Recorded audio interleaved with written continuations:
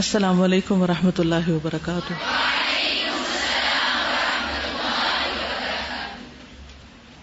نحمده ونصلی علی رسوله الکریم، اما بعد فاعوذ باللہ من الشیطان الرجیم، بسم اللہ الرحمن الرحیم، رب اشرح لی صدری ویسر لی امری واحلل عقدۃ من لسانی یفقهوا قولی۔ تو آپ کے شکر کا کیا حال ہے؟ شکر ہے یا شکر ہے یا شکر ہے؟ کیونکہ اس کے پروننسیشن بھی لوگوں نے مختلف بنائے ہوئے۔ اصل میں یہ شکر ہے، شکر۔ کوئی فائدہ آپ کو تجربہ کر کے، سبق پڑھ کے، کچھ عمل کر کے کوئی ہوا ہو؟ اصل میں جو ہماری سوچ ہوتی ہے نا، اس کے مطابق ہماری باڈی کے جو ریئیکشنز ہوتے ہیں وہ فزیکلی بھی اور ایموشنلی بھی اور بہت اعتبار سے ہمارا جسم اس کے مطابق کام کرنے لگتا ہے۔ تو اس لیے اگر ہم شکر گزار ہوں تو ہمارا جسم بھی، اس کا روح بھی شکر گزار ہوتا ہے، اور obviously پھر جب وہ سارا جسم مل کر، روح، جسم، جان، ایموشن، ہر چیز مل کے ایک پازیٹیو سائڈ پر کام کرتے ہیں تو فائدہ ہی فائدہ ہے اس میں۔ یہ کہتی ہیں کہ میری شادی کو چند ہی مہینے گزرے ہیں، شادی کے بعد سے ہی میں نے ہر چھوٹی چھوٹی نعمت اپنے شوہر، سسرال والوں کے ایک ایک اچھے عمل اور بات کو فیل کر کے اس پر بہت شکر کیا، کئی دفعہ آنسوں اور دعاؤں کے ساتھ، اور اس شکر کا اثر میں نے اتنا زیادہ دیکھا کہ بیان نہیں کر سکتی۔ ہر آنے والے دن ان کی محبتوں اور ان کی وجہ سے میرے لیے نعمتوں میں اضافہ ہوتا جا رہا ہے۔ الحمدللہ آج میں جب اپنی ذات میں سوچتی ہوں تو کوئی محرومی نظر نہیں آتی، نعمت ہی نعمت ہے، اور یہ شکر میرے لیے نیکیوں کو اور بڑھانے کا باعث بھی بن رہا ہے۔ یہ شکر میں نے صرف دل میں ہی نہیں کیا بلکہ اپنے شوہر کو کئی بار کہہ کر انتہائی احسان مندی کا احساس دلاتے ہوئے انہیں کیا۔ وہ کبھی مذاق میں یا تنگ کرتے ہوئے کہیں بھی کہ تمہارا شوہر ایسا، تو چاہے کچھ بھی ہو میں ہمیشہ یہی کہتی کہ نہیں، الحمدللہ میرے شوہر بہت بڑی نعمت ہے اور میں ان کی ناشکری نہیں کروں گی۔ ایسا تو نہیں ہو سکتا کہ کوئی انسان بالکل ہی پرفیکٹ ہو اور اس میں کوئی خامی نہ ہو، لیکن شکر صرف وہ ادا کر سکتا ہے جو خامیوں سے زیادہ خوبیاں دیکھنے والا ہو جائے۔ جس کو کسی بھی چیز کے اندر خوبیاں نظر آنے لگے تو اس کے اندر خود بخود ایک خوشی کا احساس ہوتا ہے، اور اس کے لیے شکر ادا کرنا پھر مشکل بھی نہیں رہتا۔ دونوں ہی چیزیں ہوں گی زندگی میں، کسی بھی انسان سے آپ کا واسطہ پڑے، دونوں طرح کے معاملات ہوں گے، لیکن یہ پھر آپ کی چوائس ہے کہ آپ کیا دیکھتے ہیں اس میں۔ ایک کوٹیشن تھی انگلش کی جس کا ترجمہ ہے کہ دو لوگوں نے کھڑکی سے باہر دیکھا، ایک نے ستارے دیکھے اور دوسرے نے کیچڑ کو دیکھا۔ تو یہ اپنی نظر ہے کہ انسان کس چیز کو کیسے دیکھتا ہے۔ بالکل، جب پازیٹیو اینگل ہوگا تو ہر چیز اچھی ہے۔ بالکل، اور جو ہی آپ کو ستارے نظر آئیں گے آپ کی فیلنگ بدل جائے گی، اور اگر آپ کیچڑ کو دیکھتے رہیں گے تو پھر دل میں کیچڑ ہی پیدا ہوگا۔ چلیے آج کا ہم دیکھتے ہیں انشاءاللہ۔ درود شریف پڑھیے۔ اللہم صلی علی محمد وعلی آل محمد کما صلیت علی ابراہیم وعلی آل ابراہیم انک حمید مجید، اللہم بارک علی محمد وعلی آل محمد کما بارکت علی ابراہیم وعلی آل ابراہیم۔ صفحہ نمبر 46 پر ہے العفو۔ عفو کا لفظی معنی ہوتا ہے درگزر کرنا، معاف کر دینا، سزا کو چھوڑ دینا، انتقام نہ لینا، بدلہ نہ لینا۔ قال اللہ تعالی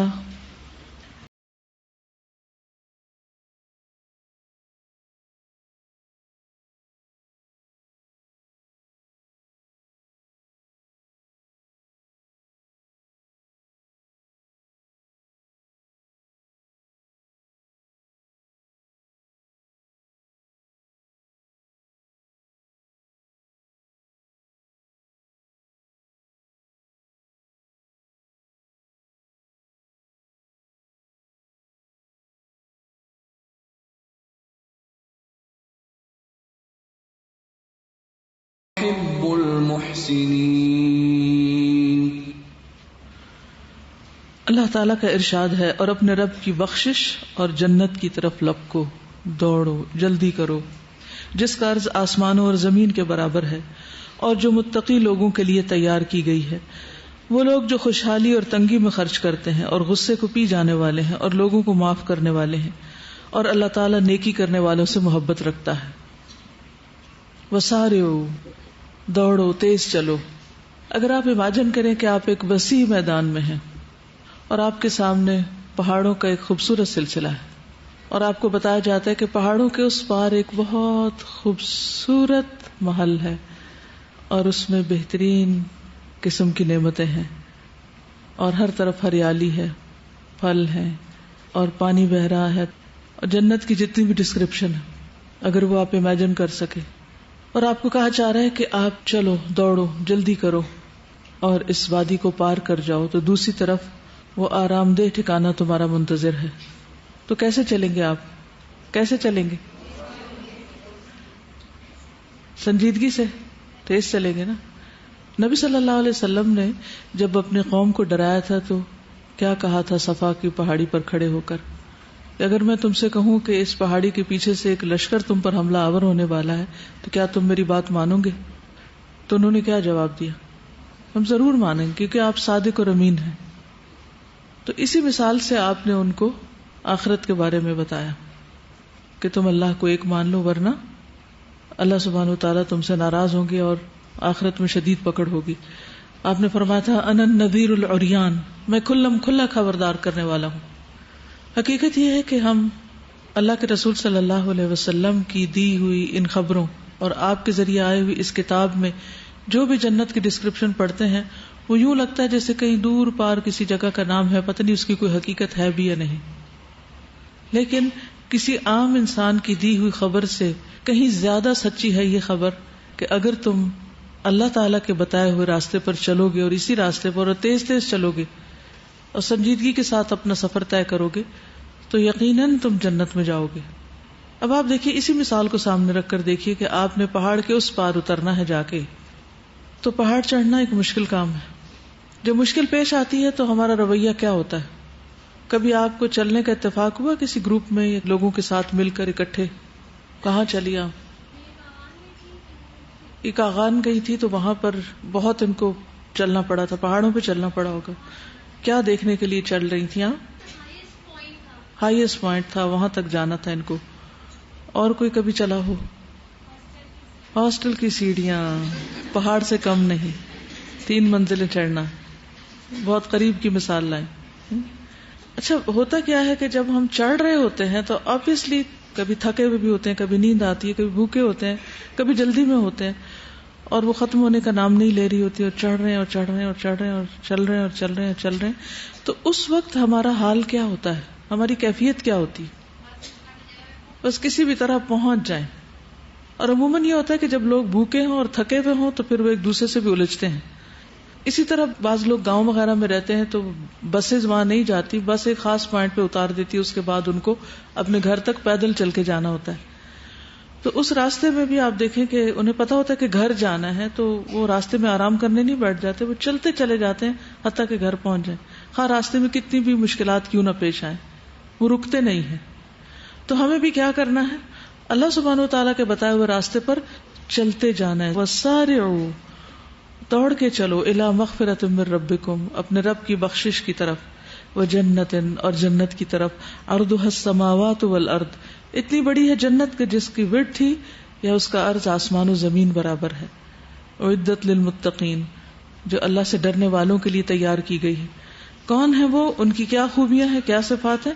الذین ينفقون فی السراء والضراء، کہ وہ دینے والے ہیں خوشی میں بھی اور تکلیف میں بھی، ہر حال میں وہ خرچ کرنے والے ہیں، لوگوں پر، اپنے پر، دوسروں پر، ضرورت کے وقت، دوسروں پر احسان کرتے وقت.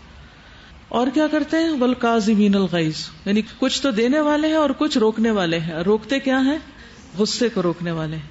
اور صرف غصہ ہی نہیں روک کے رکھتے، اپنے اندر ہی نہیں بھر کے رکھتے، بلکہ they let it go. والعافین عن الناس، وہ لوگوں کو معاف کرنے والے ہیں. واللہ یحب المحسنین، اللہ محسنین سے محبت کرتا ہے.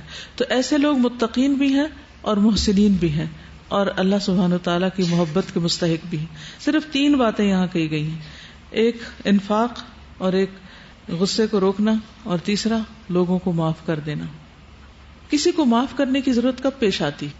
جب کوئی غلطی کرتا ہے. ایسا تو نہیں ہوتا کوئی آپ سے اچھا کرے اور آپ کو میں تو معاف کیا تمہیں، یہ تو نہیں ہوتا نا. تو اس کا مطلب یہ ہے کہ لوگ آپ سے زیادتی کریں گے، لوگ آپ کے ساتھ غلط کریں گے، لوگ آپ کو ناراض کریں گے، لوگ آپ کو غصہ دلائیں گے، لوگ آپ سے ناجائز فرمائشیں کریں گے، تو ایسے مواقع پر کیا کرنا ہے؟ خواہ غصہ آئے یا نہ آئے، خواہ دل چاہے یا نہ چاہے، اللہ سبحانہ تعالیٰ کی محبت حاصل کرنے کے لیے کیا کرنا ہے؟ معاف کر دینا ہے، درگزر کرنا ہے۔ کیوں؟ اس لیے کہ جب انسان معاف کر دیتا ہے تو معاملہ ختم ہو جاتا ہے، جھگڑا ختم ہو جاتا ہے، دل صاف ہو جاتے ہیں، بوجھ اتر جاتے ہیں۔ اور اگر انسان معاف نہیں کرتا، بدلہ لینے اور انتقام لینے پر ہی ٹھن جاتا ہے، تو اس میں دو احتمال ہوتے ہیں۔ ایک تو یہ ہے کہ بہت ممکن ہے کہ انسان زیادتی کر بیٹھے بدلہ لیتے لیتے، کیونکہ خصوصاً جب غصے میں ہوتا ہے انسان اور بدلہ لینے پہ تل جاتا ہے تو پھر کیا صرف اس حد پہ رکتا ہے جہاں اس کو رک جانا چاہیے؟ کیا کرتا ہے؟ زیادتی کر جاتا ہے۔ اب جو ہی وہ زیادتی کرے تو وہ ظالم ہو گیا۔ دوسری چیز کیا ہے کہ جب انسان انتقام لیتا ہے، بدلہ لیتا ہے، تو اس سے دوسرے کے دل میں ایک بغض اور ایک نفرت پیدا ہو جاتی، خواہ وہی ظالم ہوتا ہے، وہی غلط کار ہوتا ہے، لیکن آپ کے اس رویے کی وجہ سے وہ مسئلہ ختم نہیں ہوتا، وہ مسئلہ بڑھ جاتا ہے۔ وہ ناراضگیاں مدتوں تک بڑھی رہتی ہیں، یعنی پکی ہو جاتی ہیں، اور انسان کی زندگی پھر صرف اسی تانے بانے میں گزر جاتی کہ اس نے کیا کیا اور میں نے کیا کیا۔ تانا بانے اسی کو کہتے ہیں نا، کہ اس نے کیا کیا، میں نے کیا کیا، اب اس کے ساتھ کیا کرنا ہے، اس کے ساتھ کیا کرنا ہے، اور اس کا بدلہ کیسے لینا ہے، اب اس نے مجھے یہ کہا ہے تو میں نے اس کا جواب کیسے دینا ہے۔ اور بعض اوقات ہم غصے میں جواب دے دیتے ہیں، بعض اوقات ہم سوچنے میں وقت لگا دیتے ہیں کہ کیا جواب دوں کہ دوسرا تل ملا کے رہ جائے، تڑپ اٹھے، جیسے اس نے میرے ساتھ کیا میں اس سے زیادہ اس کو مزہ چکھا دوں۔ ٹھیک ہے، جتنا کوئی آپ کے ساتھ زیادتی کرے اتنا بدلہ آپ لے سکتے ہیں، لیکن قرآن مجید میں ہر جگہ اللہ سبحانہ وتعالی معاف کرنے کی بات کرتے ہیں، خصوصاً معاملہ جب اپنی ذات کا ہو۔ ہاں، اللہ کے دین کی حدیں کوئی توڑ رہا ہو، ان کو پامال کر رہا ہو، تو اللہ کی خاطر اس سے بدلہ لیا جا سکتا ہے، اس کو اس برائی سے روکا جائے گا، زیادتی سے روکا جائے گا، اس اگریشن کو ختم کیا جائے گا۔ لیکن جہاں تک معاف کرنے کا تعلق ہے تو یہ خاص طور پر اپنی ذات کے لیے جو بدلہ لینا ہے، اس میں نبی صلی اللہ علیہ وسلم کا اپنا طریقہ بھی یہی تھا اور آپ کی تعلیم بھی یہی ہے۔ ٹھیک ہے، اور بہت دفعہ ایسا بھی ہوا کہ آپ نے دین کے دشمنوں کو بھی معاف کیا جہاں معاف کرنا فائدہ مند تھا۔ مثلا فتح مکہ کے موقع پر آپ نے کیا کیا؟ وہ لوگ جنہوں نے آپ کو مکہ سے نکالا تھا ان کے ساتھ آپ نے کیا سلوک کیا؟ کیا کہا؟ لا تثریب علیکم اليوم اذهبوا انتم الطلقاء یغفر اللہ لنا ولکم، جاؤ تم سب آزاد ہو، آج تم پر کوئی مواخذہ نہیں، اللہ ہمیں بھی معاف کر دے، تم کو بھی معاف کر دے۔ اور کوئی واقعہ سیرت کا یاد کریں، کس موقع پر آپ نے معاف کیا؟ طائف کے موقع پر، جبکہ آپ کے سامنے کھلی آپشن تھی، جبریل آئے تھے کہ آپ اجازت دیجئے اور ان کو دو پہاڑوں کے درمیان میں پیس کے رکھ دیتے، لیکن آپ نے معاف کر دیا۔ اس کا نتیجہ کیا نکلا کہ ان کی اولادوں میں سے بہت سارے لوگ پھر دین کے مددگار بنے۔ اور کوئی واقعہ یاد کیجئے، ایک اعرابی نے آپ کے گلے سے چادر کھینچی تھی جس سے آپ کو نشان بھی پڑ گیا تھا، تو اس موقع پر بھی آپ نے اس سے ناراضگی اور غصے کا سلوک نہیں کیا بلکہ درگزر کیا۔ ہاں جی، آپ جی کوڑا پھینکنے والی عورت کو معاف کیا، اور جی حضرت حمزہ کے قاتل وحشی کو اسلام قبول کرنے پر معاف کر دیا۔ اور آپ دیکھیے کہ اس معافی کا کتنا بڑا فائدہ ہوا۔ اس نے کیا کیا تھا پر وحشی نے جنگ یمامہ میں کس کو قتل کیا تھا؟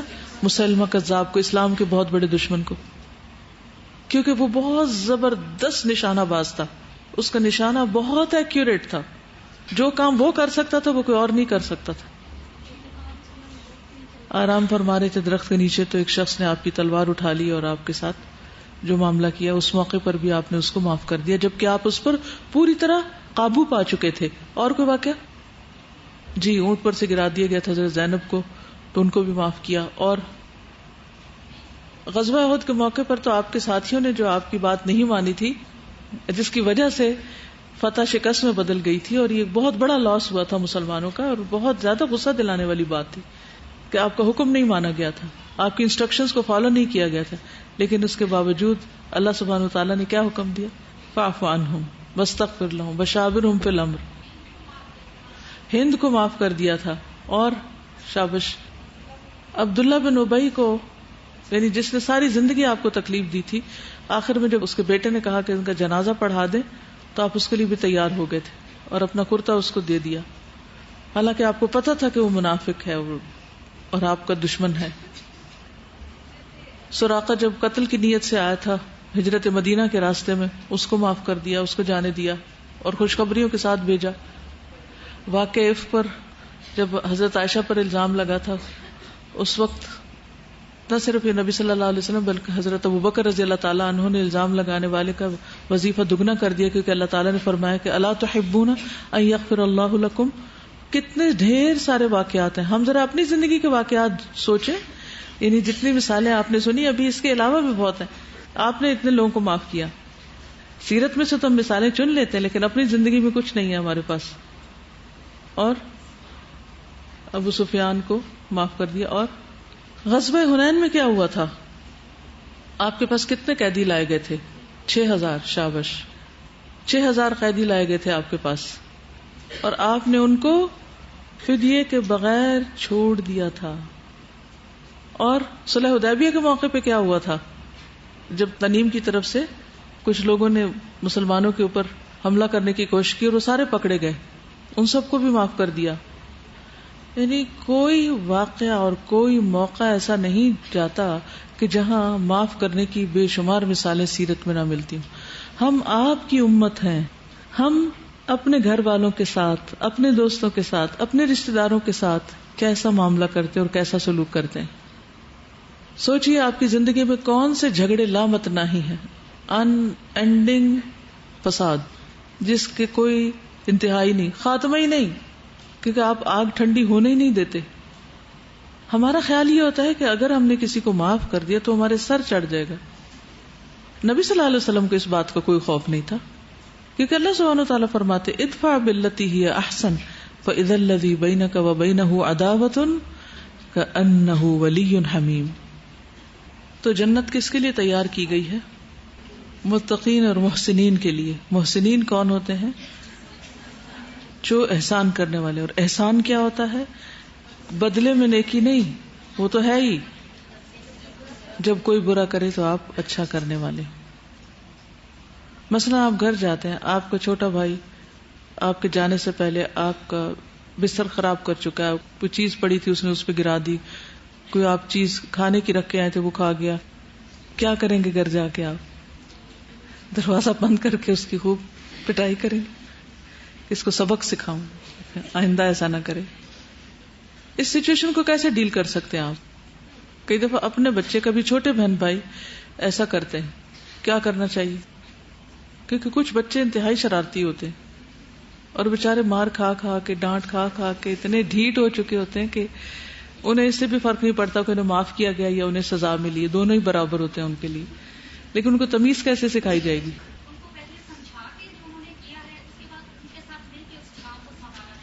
ہاں یہ بھی ٹھیک ہے، ان کو پہلے سمجھایا جائے، لیکن ابھی تو ان کا ذہن پریشان ہے، وہ سمجھنے کی کیفیت نہیں ہے ان میں. کہ اس وقت تو اپنے دفاع میں لگا ہوا ان کا ذہن، کیونکہ وہ ڈرے ہوئے ہیں. تو جب کسی کا ذہن کسی اور طرف لگا ہوا اور آپ سمجھا رہے ہو تو وہ ورڈز اوپر سے گزر جاتے ہیں. کیا کریں گے؟ Reverse psychology. وہ کیا؟ اچھا اور کرو. سب سے پہلے جو آسان طریقہ ہوتا ہے، سب سے پہلے معاملے کی حقیقت معلوم کی جائے کہ ہوا کیا تھا. کیونکہ بعض اوقات ہم صرف اتنی معلومات کافی سمجھتے ہیں کہ فلاں نے کیا تھا، یہ نہیں جاننا چاہتے کہ کیوں کیا تھا، ہوا کیا وجہ بنی. کیونکہ بعض اوقات جب اکیلے ہوتے ہیں نا بچے، وہ کچھ نہیں کرتے، لیکن گھر میں کوئی اور بچہ آ جائے تو اس کے ساتھ مل کے شرارتیں کرتے ہیں، پھر وہ ایک دوسرے کو بلیم کرنے لگتے ہیں. تو سب سے پہلے انہی سے پوچھنا چاہیے کہ یہ کیا ہوا ہے، اور اس کے لیے آپ کو اپنا غصہ کنٹرول کرنا پڑے گا. اگر آپ غصے میں پوچھیں گے نا یہ کیا کیا تم نے، یہ کیوں کیا تم نے، تو کیا صحیح جواب ملے گا؟ نہیں ملے گا. تو اس وقت آپ کو صحیح جواب جاننے کی ضرورت ہے تاکہ آئندہ کے لیے بھی آپ محتاط ہوں اور ان کی اصلاح بھی کر سکیں. ہو سکتا ہے کہ کسی نے ان سے کہا کہ فلاں چیز اتار کے لاؤ، اور اتارتے اتارتے ان سے گر گئی ہو، یہ بھی ہو سکتا نا. تو بہت سے چیزیں، بہت سے واقعات جن پر ہم غضبناک ہو جاتے ہیں، ان کی حقیقت کچھ اور ہوتی ہے، معاملہ کچھ اور ہوتا ہے، اور ہمیں کچھ اور نظر آ رہا ہوتا ہے، لہٰذا ہم آؤ دیکھ نہ تاؤ اور ہم ایک ایکشن شروع کر دیتے ہیں جس کے نتیجے میں اور فساد بڑھ اٹھتا ہے. تو اس لیے کبھی بھی اگر آپ یہ سلجھانا چاہیں، بچوں کی اصلاح کرنا چاہیں، تو پہلے معلوم کریں کہ اس نے کیا کیوں، اور پھر اس کے بعد ان سے کہیں کہ اب یہ ٹھیک کیسے ہوگا. انہی سے پوچھیں اب اسے کیسے ٹھیک کریں گے، تو وہ بتائیں گے اس کو دھو لیتے ہیں. تو ان سے کہیں چلے دھوئیں، آئیں دھوتے ہیں اس کو. اب جب ان سے آپ سارا ریوائنڈ کرائیں گے، سب کچھ ان سے ٹھیک کرائیں گے، ان سے دھلوائیں گے، ان کو کام لگائیں گے، تو پھر آئندہ سے سوچ سمجھ کے کریں گے. اچھا مائیں کیا ہوتی ہیں؟ غضبناک ہو کے خوب غصہ نکال کے ٹھنڈی ہو جاتی ہے اور اس کے بعد سارا کام خود کرتی ہیں، اور بچے کو کوئی نصیحت نہیں ہوتی، کیونکہ انہیں اتنی تیزی سے بولے ہوئے نصیحت کے الفاظ پوری طرح سمجھ بھی نہیں آتے کہ کہا کیا گیا، کیونکہ ہم اپنی سپیڈ پہ بولتے ہیں. ہم یہ نہیں دیکھتے کہ اس وقت بچے کا لیول کیا ہے، اس کو کس رفتار سے گفتگو کا فائدہ ہوگا. اس کے نتیجے میں وہ کبھی نہیں سمجھتے. اور میں نے اکثر دیکھا کہ ماں اور بچوں کے درمیان ایک جنگ چل رہی ہوتی ہے. وہ ایک چیز یہاں رکھتے ہیں، وہ وہاں سے اٹھا لیتے، وہ وہاں پکڑ رہتے، وہ ہر وقت روک ٹوک، ادھر نہ جاؤ، وہ نہ کرو، یہ نہ کرو، وہ نہ کرو. بس اسی میں ان کی زندگی کھپ جاتی، اور وہ ایک دن ان کو تمیز نہیں سکھا پاتی کہ کس طرح اس بچے کو سمجھایا جائے کہ یہ نہیں کرنا، تاکہ وہ چیز وہیں ہو اور بچہ وہ نہیں کرے جو اسے نہیں کرنا چاہیے. کیونکہ اس کو ایکسپلور کرنا ہے، بعض چیزوں کو ڈھونڈنا بھی ہے، تجسس بھی ہے اس کے اندر. تو اس کو ایک حد تک کچھ کرنے بھی دیں، مہلت بھی دیں کہ وہ کچھ خرابی کر سکے. تو ایسی صورت میں جب تک وہ غلطی نہیں کریں گے، وہ سیکھیں گے بھی نہیں. تو ایز لانگ ایز وہ غلطی بہت بڑی نہیں، وہ سیکھنے والے ہیں، تو تھوڑا سا اگر کچھ گرا دیں گے، کچھ خراب کر دیں گے، تو کوئی بہت بڑی بات نہیں. مثلا بچہ جب کھانا کھانا سیکھتا ہے، کچھ مائیں ہوتی ہیں نا بچوں کو فینسی کپڑے پہناتی رہتی، پھر اس کے بعد اگر وہ کچھ کھانے لگتے تو انہیں ہاتھ سے چمچ نہیں پکڑنے دیتی، کہتے میں خود کھلاؤں گی. پھر وہ ساری زندگی خود ہی کھلاتی رہتی ہیں، کیونکہ بچہ کھائے گا تو وہ گرائے گا بھی، تو وہ گرانے دیں ایک دفعہ، اور اس کو طریقہ بھی سکھائے اور ساتھ گرانے بھی دیں. اور جو گرا گرا کے خود ہی ٹھیک کر لے گا، ایک دن وہ ماہر ہو جائے گا اور پھر نہیں گرائے گا. لیکن گرائے بغیر وہ کھانا نہیں سیکھے گا. تو کتنے دن آپ سمیٹ سمیٹ کے اس کو کھلاتے رہیں گے، کتنے دن اسپون فیڈنگ کرتے رہیں گے. اینی ہمیں یہ سب کچھ کرنا کیوں ہے؟ لوگوں کو کیوں معاف کر دینا ہے؟ تاکہ اللہ تعالیٰ ہمیں معاف فرما دے. وَسَارِعُوا إِلَىٰ مَغْفِرَةٍ، اللہ کی بخشش کی طرف دوڑو. کیسے؟ لوگوں کو معاف کر کے. جب تم معاف کرو گے تو تمہیں معاف کیا جائے گا. لوگوں کی غلطیاں نظر آتی ہیں، کیا اپنی نہیں نظر آتی؟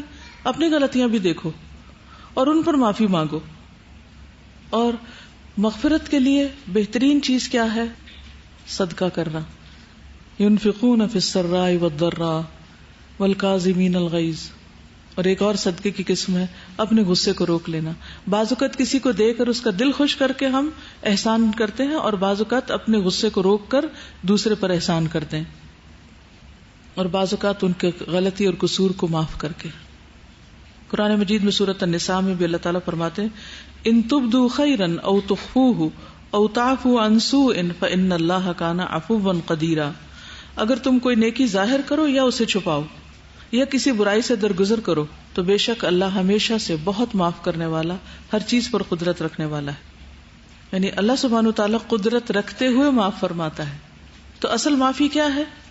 کہ جب انسان دوسرے سے بدلہ لینے پر قادر ہو اس وقت معاف کرے، اور معاف اس طرح کرے کہ جس میں احسان جتانے کا حصہ نہ ہو. جیسے سورۃ الحجر 85 میں فرمایا فاصفح الصفح الجمیل، بس درگزر کرو خوبصورت طریقے سے درگزر کرنا. خوبصورت طریقے سے درگزر کرنا کیسے ہوتا ہے؟ خوبصورتی سے درگزر کرنا کہ آپ کے سینے میں آگ لگی ہوئی ہے لیکن آپ کے چہرے پر مسکراہٹ ہے. جیسے یوسف علیہ السلام نے اپنے بھائیوں کو معاف کیا اور ان کی غلطی کا عذر تلاش کر کے دیا کہ دوسرے نے غلطی کی ہے تو اس کی کوئی وجہ ہے. شیطان نے بھلوا دیا، شیطان نے فساد ڈلوا دیا، کئی ایک چیزیں ہو سکتی، کیونکہ ہم دوسرے کو مارجن نہیں دیتے غلطی کرنے کا، یا کر لے تو اس کی وجہ ہمیں نہیں نظر آتی کہ اس نے کیوں کی. اور پھر ان سب چیزوں کو کرنا کیوں؟ ان سب چیزوں کو کیوں کرنا؟ کس کے لیے کرنا؟ اللہ سبحانہ وتعالی کے لیے. ٹھیک ہے، کیونکہ اس کا بدلہ ہمیں اللہ سے چاہیے. اور وہ کیا ہے؟ کیا چاہیے؟ معاف کر کے، صدقہ کر کے، غصہ کنٹرول کر کے، درگزر کر کے. چاہیے کیا؟ ان سب چیزوں کو نکال کے چاہیے کیا؟ اللہ کی محبت. واللہ یحب المحسنین. اللہ کی محبت مل جائے گی اور مغفرت، جس کے لیے آپ دوڑ رہے ہیں وہ آپ کے نصیب میں ہوگا. رسول اللہ صلی اللہ علیہ وسلم نے فرمایا 3 چیزوں کی ذمہ داری پر میں قسم کھاتا ہوں. صدقہ مال کو کم نہیں کرتا. معاف کرنے سے اللہ تعالیٰ بندے کی عزت میں اضافہ کرتے ہیں. قسم کھا کے آپ نے یہ بات فرمائی. اور جو اللہ کے لیے تواضع اختیار کرتا ہے اللہ تعالیٰ اس کو بلندی عطا فرماتے ہیں. اور پھر اللہ سبحانہ و تعالیٰ نے خود حکم بھی دیا ہے کہ معاف فرما دو. قال اللہ تعالی خذ العفو وأمر بالعرف وأعرض عن الجاہلین. اللہ تعالیٰ کا ارشاد ہے عفو اختیار کرو اور نیک کام کرنے کا حکم دو اور جاہلوں سے کنارہ کشی کر لو، درگزر کرو، اعراض برتو. خذ العفو وأمر بالعرف وأعرض عن الجاہلین. عفو اختیار کرو، نیک کام کرنے کا حکم دو، جاہلوں سے اعراض برتو. تو گویا یہ اللہ تعالیٰ کا حکم بھی ہے. کرو مہربانی تم اہل زمیں پر، خدا مہربان ہوگا عرش بری پر. اگر تم چاہتے ہو کہ اللہ تعالیٰ کی مہربانی ہو، محبت حاصل ہو، تو پھر کیا کرنا ہوگا؟ اس حکم پر عمل کرنا ہوگا، معاف کرنا ہوگا. اور خاص طور پر اگر آپ امر بالمعروف اور نہی عن المنکر کرنا چاہتے ہیں، لوگوں کو اچھی باتیں بتانا چاہتے ہیں. مثلا آپ کا دل چاہتا ہے کہ جو آپ سیکھتے ہیں اوروں سے بھی شیئر کریں. کس کا دل چاہتا ہے؟ اچھا، پھر کیا آپ کر پاتے ہیں یا مشکل ہوتی؟ ہاں، کیوں مشکل ہوتی ہے؟ اس کی کیا وجہ ہے؟ وہ مانتے نہیں. کیوں نہیں مانتے؟ آپ کی بات کیوں نہیں سنتے؟ وہ اگر وہ ہمارے عمل کا حصہ نہیں تو اس وجہ سے بھی دوسرے نہیں سنتے. ایک اور وجہ بھی ہوتی ہے، ہمارے تعلقات دوسروں کے ساتھ اچھے نہیں ہوتے. اگر ہمارا اخلاق ہی اچھا نہیں، بیسک مینرز ہی نہیں ہم میں، تو پھر اگر ہم انہیں بتانے جائیں کہ آپ یہ نیکی کا فلاں کام کرو تو وہ کیا کہیں گے؟ پہلے آپ خود عمل کر لو پھر ہمیں بتانا. جی